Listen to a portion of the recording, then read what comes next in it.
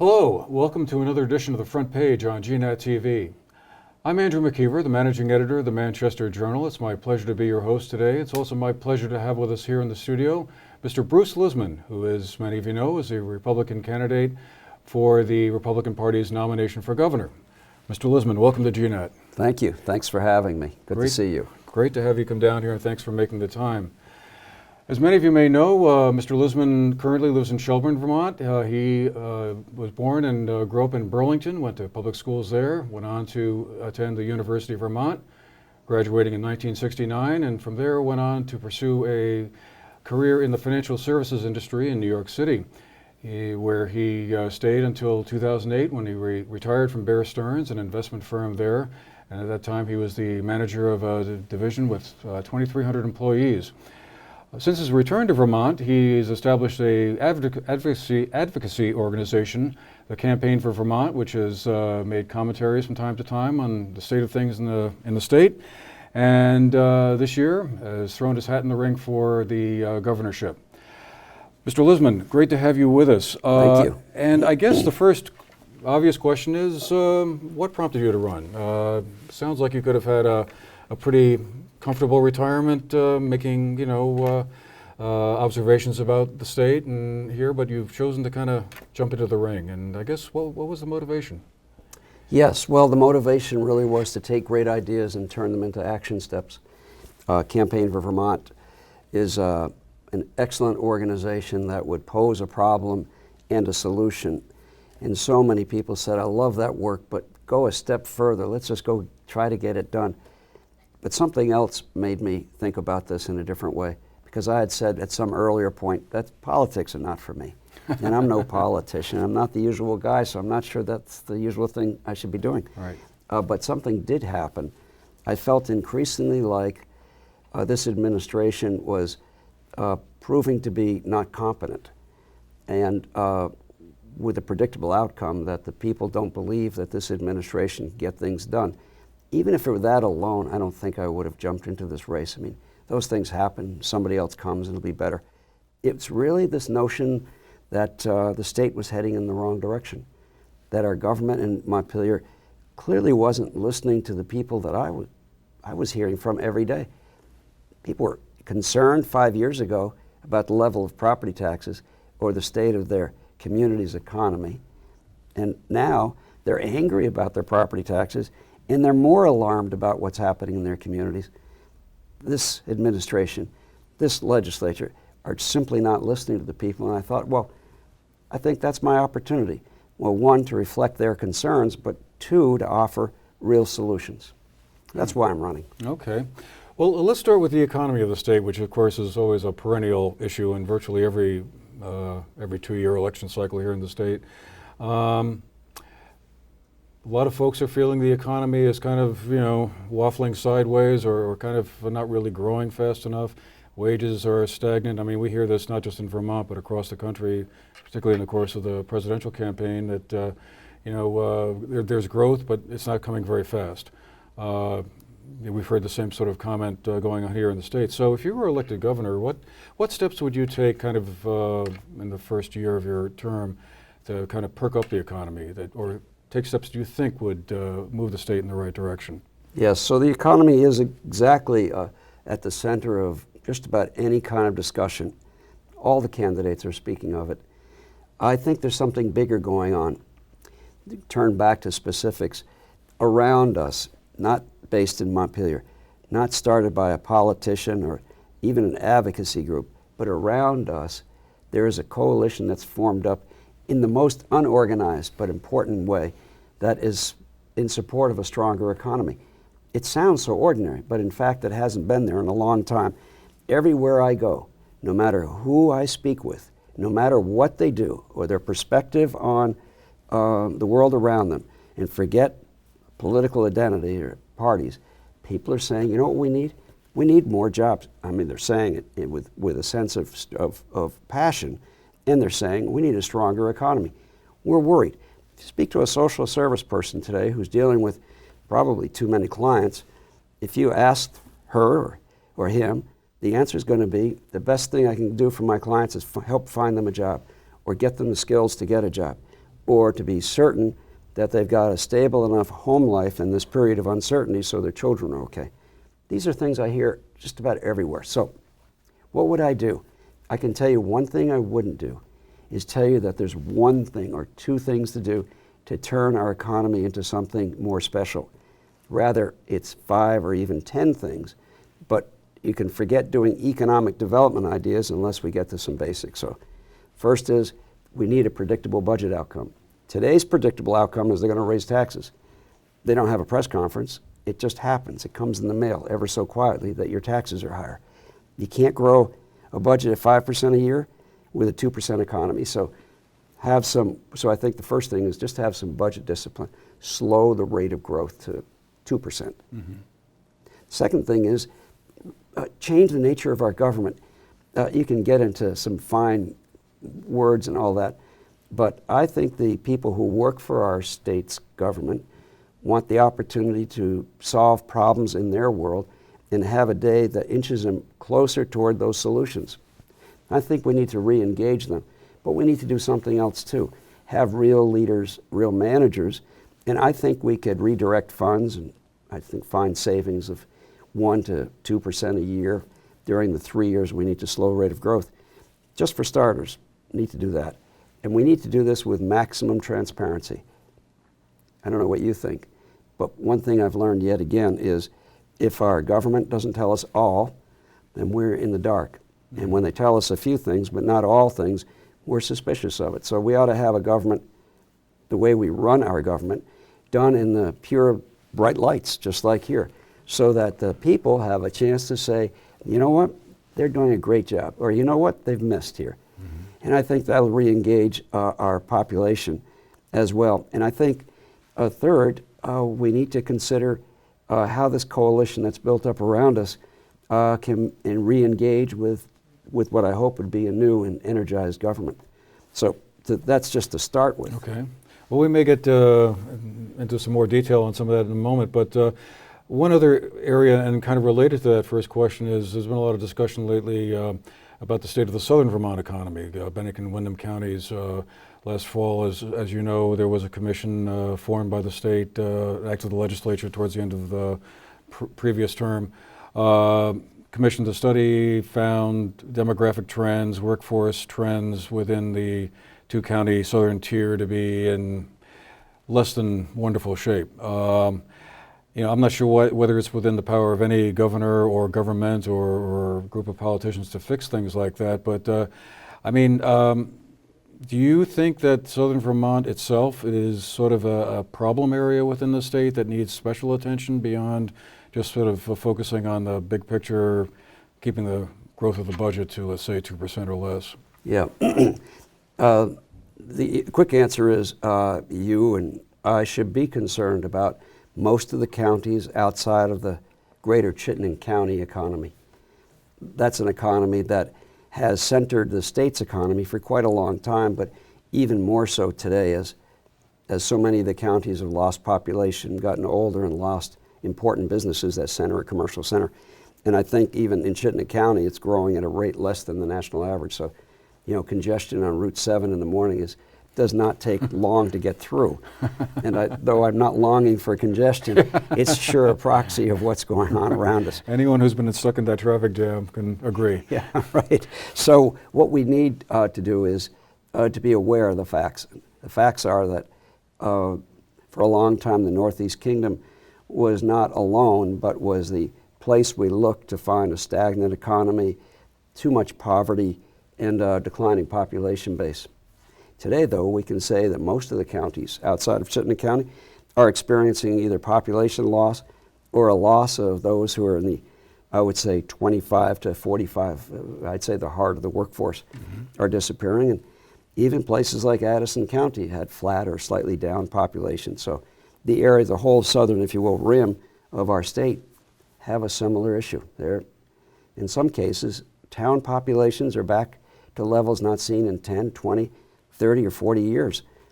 Not the most important thing, but it's an important indicator. Demographic trends take years, decades to develop.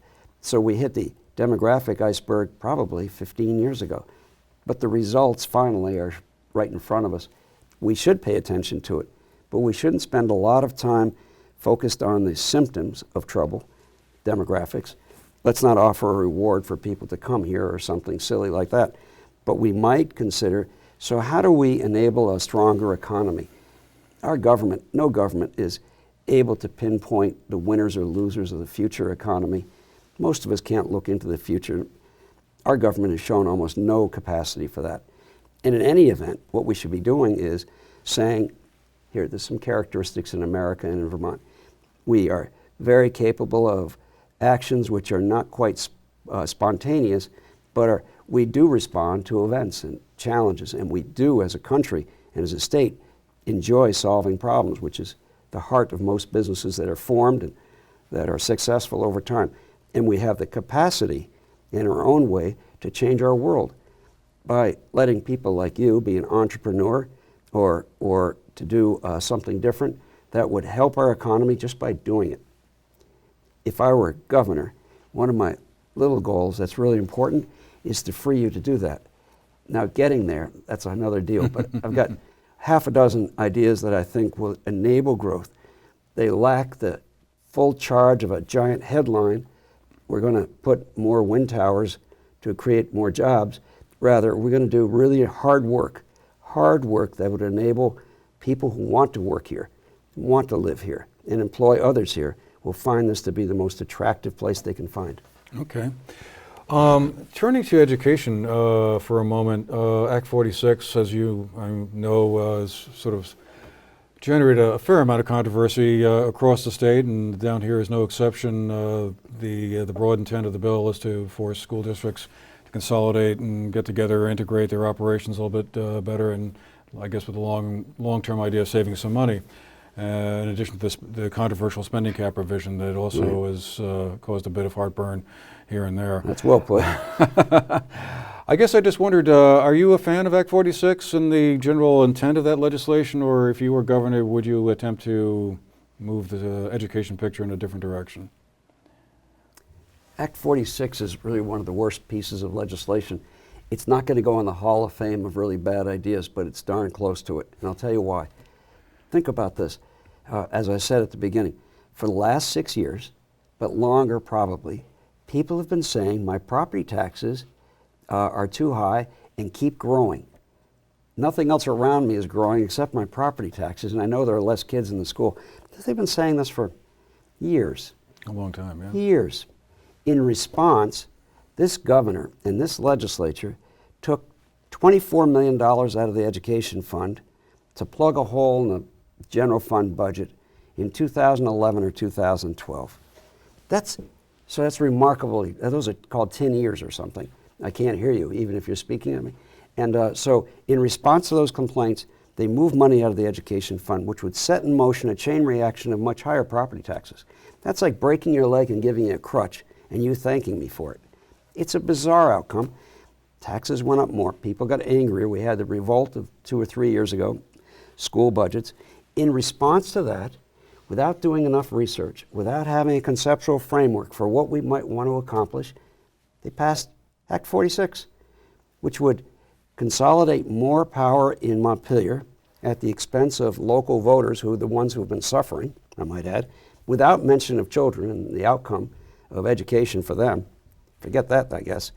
We encourage consolidation based on research that is practically non-existent. There's no evidence that we're going to save money.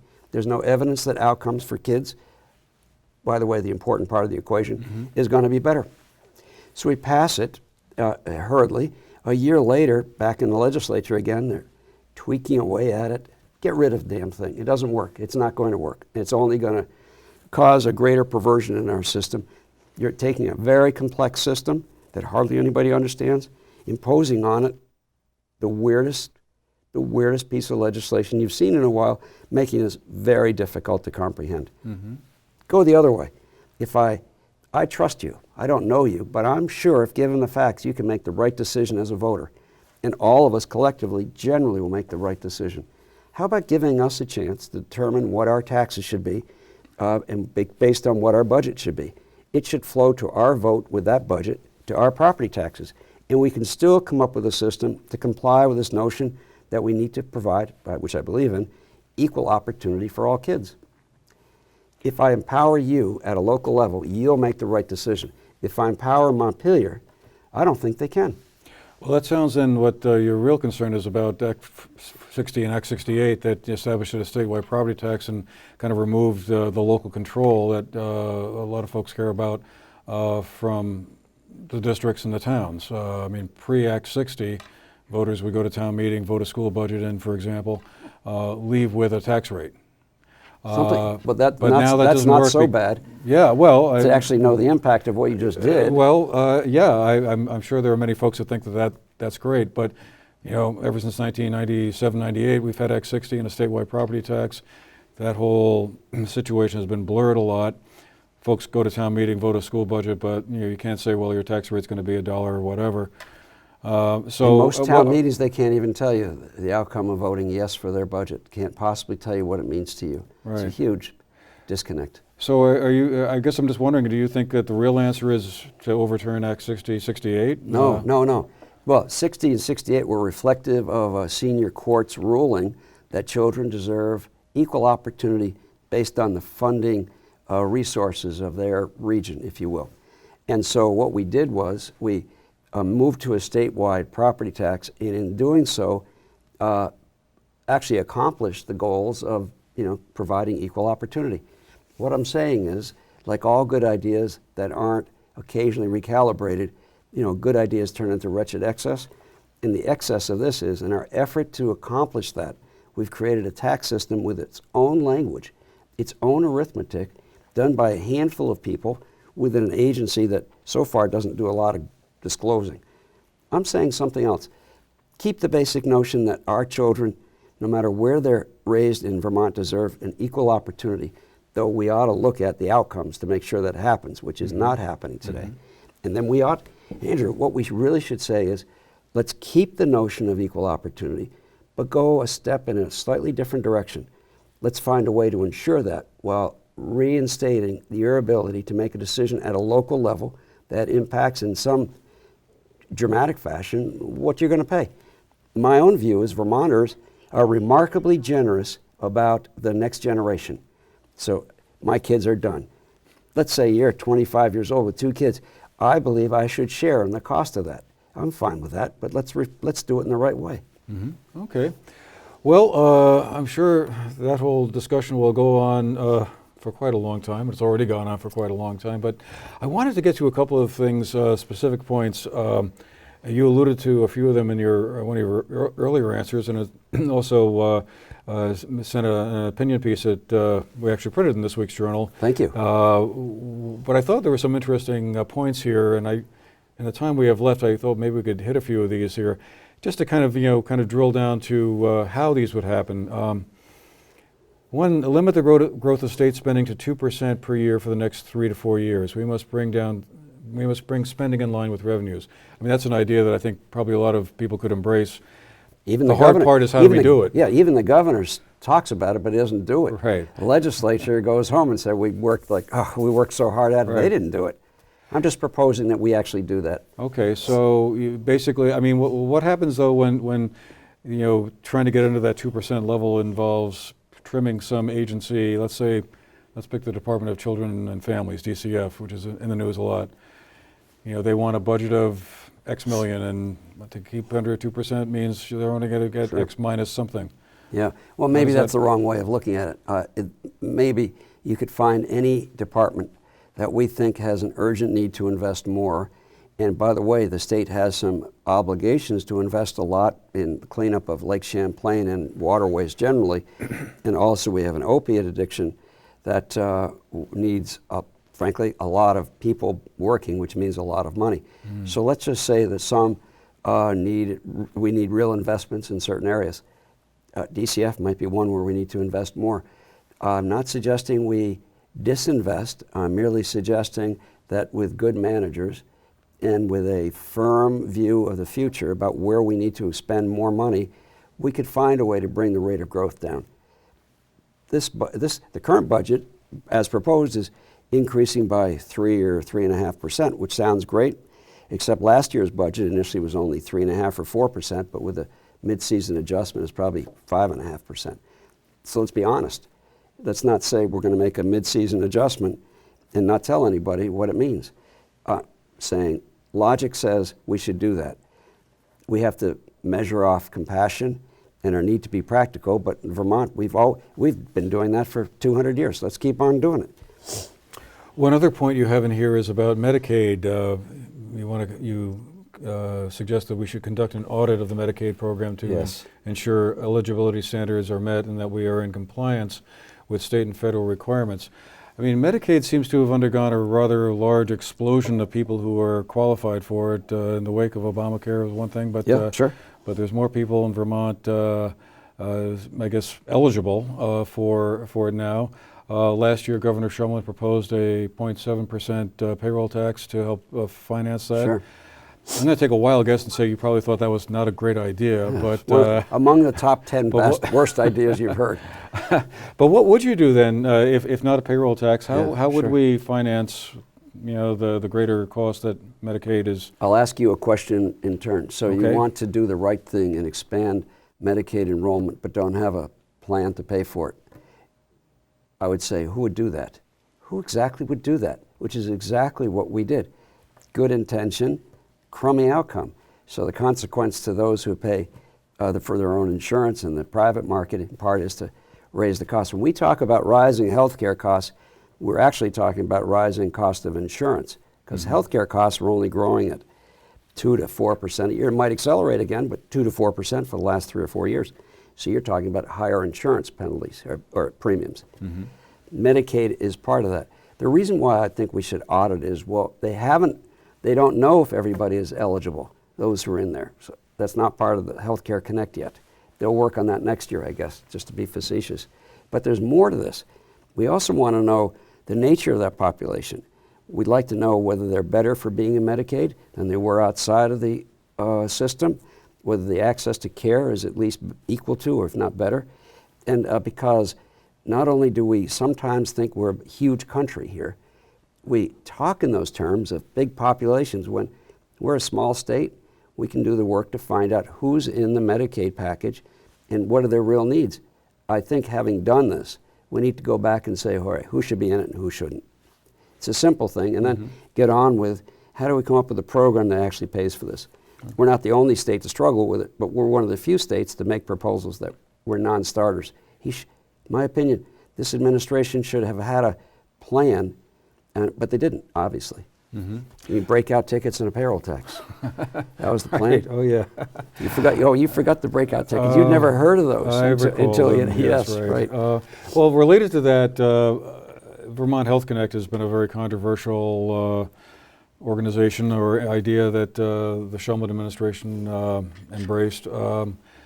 And I think this is one of your points here on this. You're an advocate of doing away with that and replacing Here's it your with choice. No, I'll tell you. You can decide for us. So we've spent probably $200 million of somebody else's money. Yeah. It's not mine or yours, but somebody's money. I'm guessing we might be contributing to it.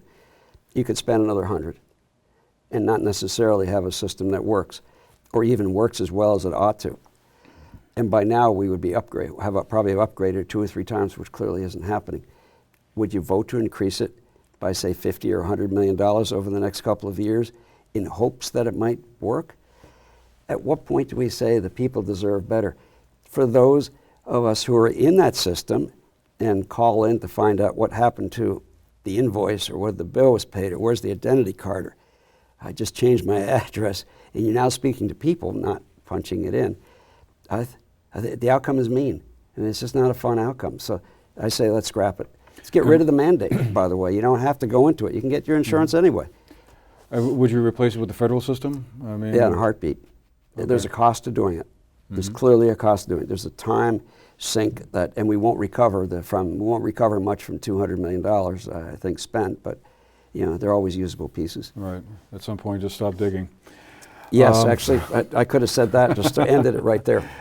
Okay, well, great. I'm sure there's a lot of other issues that we could talk about here. You've mentioned the opioid heroin problem, a big issue around the state. It is down here as well. Sure. And there's several other things, but we're just about out of time. But You're I kidding. wanted to. How disappointing. How quickly. Yeah. When we're having fun. Yeah, well, I had fun.